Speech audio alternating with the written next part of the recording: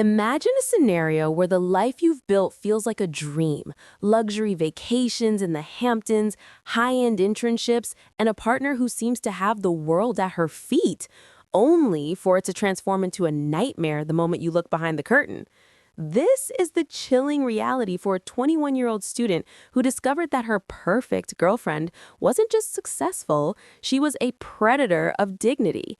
What do you do when you find out the person you love treated your own mother, a hardworking server, like a subhuman dummy just because she could? This isn't just a story about a bad restaurant interaction.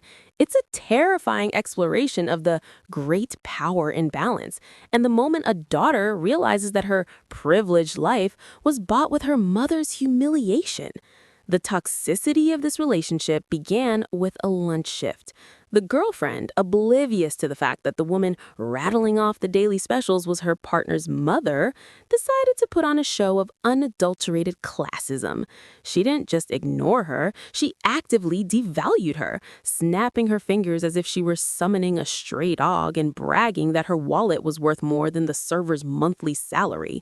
When a person uses their financial status as a weapon to make someone in the service industry feel small, they're revealing a hollowed-out soul.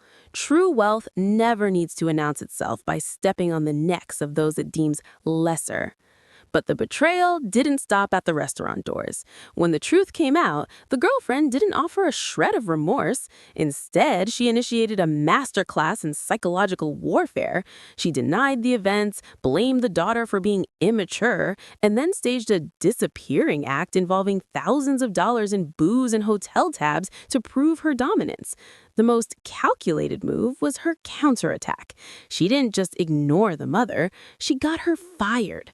By weaponizing her well-connected status to report a privacy violation to the restaurant owner, she proved that she was willing to destroy a woman's livelihood to avoid a single moment of accountability. This is the gilded cage at its most dangerous. A partner who provides you with everything you want while systematically destroying everyone you love. We see this same pattern of entitlement everywhere, from the elite boardrooms to the fast food drink stations. Consider the mother who threw a tantrum at a cashier because he dared to ask her toddler not to contaminate the iced tea dispenser. She didn't see a worker protecting public health. She saw a stranger challenging her parenting ego. When people are wrong and they know they are wrong, they often choose rage as a defensive shield. The girlfriend in the Hamptons and the mom at the burger joint are two sides of the same coin. Individuals who believe their personal comfort and vision of the world should override the rules and respect owed to everyone else. If your relationship requires you to be a silent witness to abuse, you are not a partner, you are an accomplice. The daughter in the story found herself paralyzed by lifestyle entrapment, the fear that choosing her mother meant losing her apartment, her school tuition, and her future acting career. But a future built on the ruins of your mother's dignity is not a future worth having. A partner who loves you should never ask you to not get involved when they are actively burning down your family's house. You are not spoiled for accepting a gift, but you are being bought if that gift comes with the price of your integrity. Ultimately, this is a lesson in the high cost of free stuff.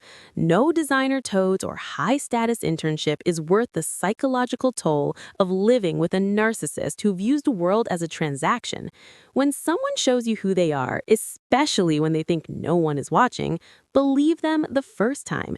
The bombastic side-eye isn't just a meme, it's a survival mechanism. It's the moment you realize that rich is a bank balance, but wealthy is a character.